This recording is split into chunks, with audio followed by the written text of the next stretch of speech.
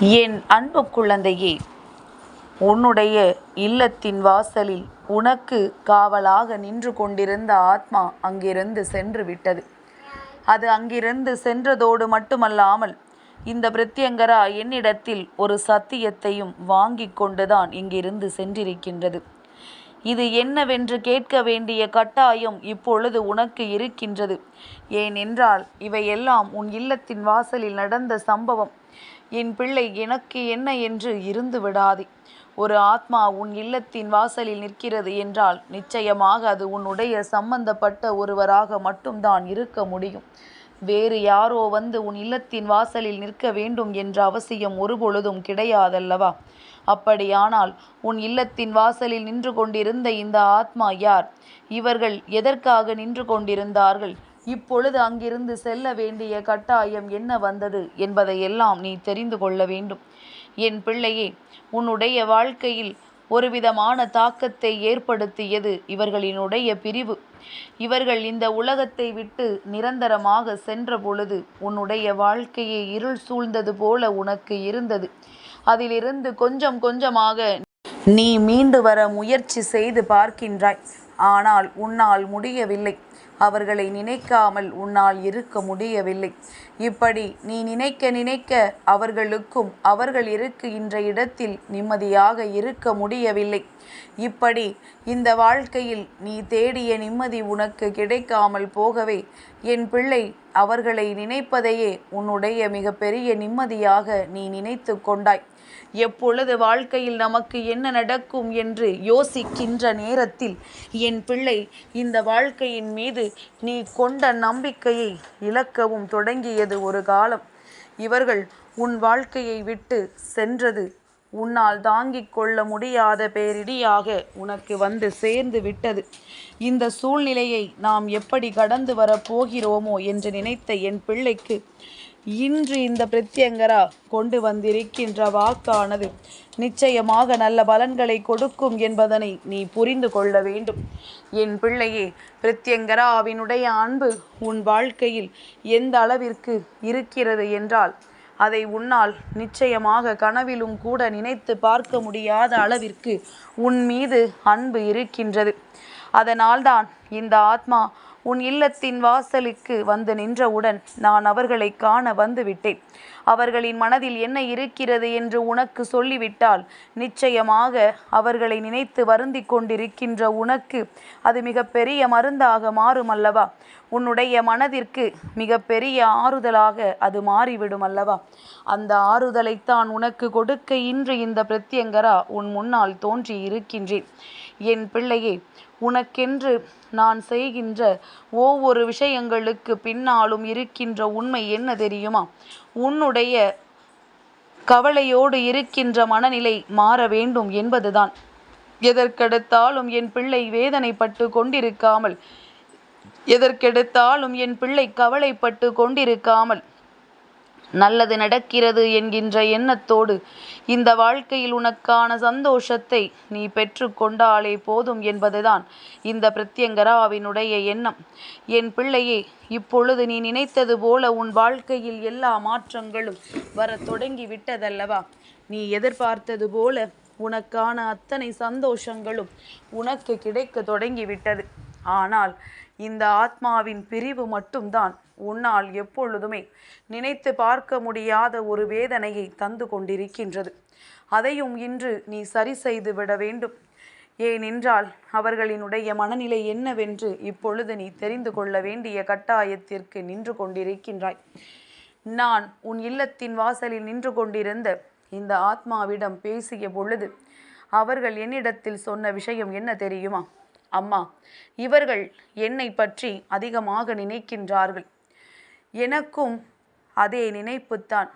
ஆனால் உண்மை என்ன, வாழ்க்கையின் யதார்த்தம் என்ன, நான் இனிமேல் இங்கு மீண்டும் வரவே முடியாது என்பதனை நான் புரிந்து கொண்டேன். ஆனால் இவர்களுக்கு எப்படியாவது இது நடந்து விடாதா? இவர்கள் இல்லை என்பது பொய்யாகிவிடக் கூடாதா? இந்த செய்தியானது பொய் என்று எல்லோரும் சொல்லிவிடக் கூடாதா என்று யோசிக்க தொடங்கிவிட்டாய். இப்படி யோசிப்பது அவர்களுக்கு மிகுந்த மனவேதனையை கொடுத்திருக்கின்றது. இப்பொழுது நடக்கின்ற இந்த விஷயங்களை பற்றி எல்லாம் சிந்தித்து கொண்டிருந்து உனக்கான சந்தோஷங்களை எல்லாம் தொலைத்து கொண்டிருப்பதாக அவர்கள் நினைக்கின்றார்கள். உனக்கு நடப்பது எல்லாம் என்னவென்று உணராமல் உன் வாழ்க்கையில் நடந்து கொண்டிருக்கின்ற ஒவ்வொரு விஷயங்களையும் புரிந்து கொள்ளாமல் இவர்களினுடைய எண்ணங்களை மட்டும் உனக்குள் வைத்து கொண்டிருப்பதை அவர்கள் விரும்பவில்லை. அவர்கள் இருக்கும் பொழுது நினைத்த ஒரு விஷயம், நீ இந்த வாழ்க்கையில் நல்ல முன்னேற்றத்தை அடைய வேண்டும், நல்லபடியாக வாழ்ந்து காட்ட வேண்டும் என்பதுதான். அதை இப்பொழுது நீ செய்யாமல் தேவையில்லாத எண்ணங்களையும் தேவையில்லாத சிந்தனைகளையும் இனிமேல் திரும்ப வரவே முடியாத இடத்திற்கு சென்று அவர்கள் அங்கே அவர்களுக்கான வாழ்க்கையை தொடங்கி இருக்கின்ற நேரத்தில் மீண்டும் மீண்டும் அவர்களை பற்றி நினைத்து கொண்டிருப்பதும் தான் சரியில்லை என்று எண்ணுகின்றார்கள். அதற்காக அவர்களை நினைக்க கூடாது என்றெல்லாம் சொல்லவில்லை. வேதனைப்படுவதும் கண்ணீர் வடிப்பதும் அவர்களை அங்கே இருக்க விடாமல் செய்கின்றது. அவர்களுக்கான நல்ல விஷயங்களை கொடுக்க விடாமல் செய்கின்றது. இந்த வாழ்க்கையில் நடக்கின்ற ஒவ்வொன்றும் என்னவென்று மேலும் மேலும் கேட்க வைக்கின்றது. அதனால் இதை செய்யாமல் எப்பொழுதும் போல மன நிம்மதியோடும் மனநிறைவோடும் இருக்க வேண்டும் என்றுதான் அவர்கள் ஆசைப்படுகின்றார்கள். அவர்களின் வாழ்க்கை முடிந்து விட்டது. அதற்காக காலம் முழுவதும் நீ இங்கேயே வாழப்போகிறாய் என்ற அர்த்தம் கிடையாது. உனக்கு எப்பொழுது வேண்டுமானாலும் இது போன்ற ஒரு சூழ்நிலை வரலாம். அதனால் இருக்கின்ற காலத்தை சந்தோஷமாக வாழ்ந்து விட வேண்டும் என்றுதான் அவர்கள் நினைக்கின்றார்கள்.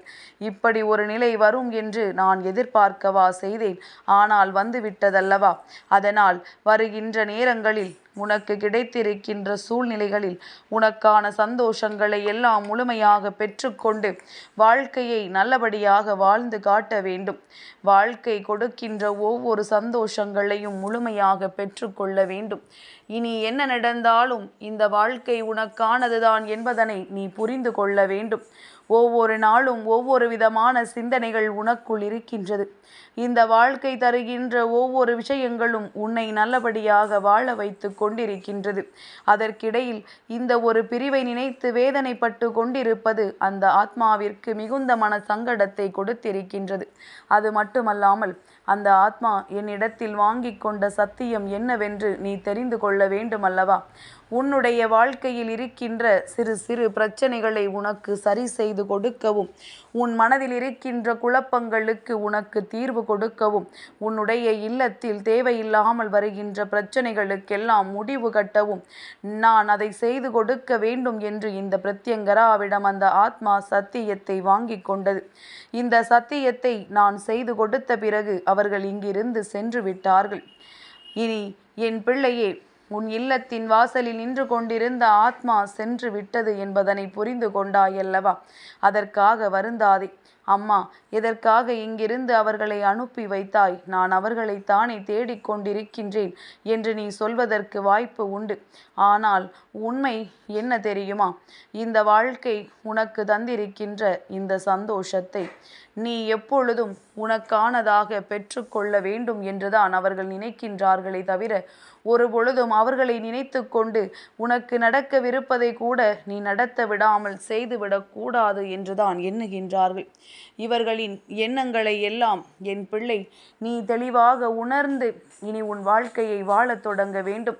அவர்களுக்கு கொடுத்த வாக்குப்படி இந்த பிரத்யங்கரா உனக்கு எப்பொழுதும் உறுதுணையாக இருப்பேன் என்பதனை நீ மறந்து விடாதே.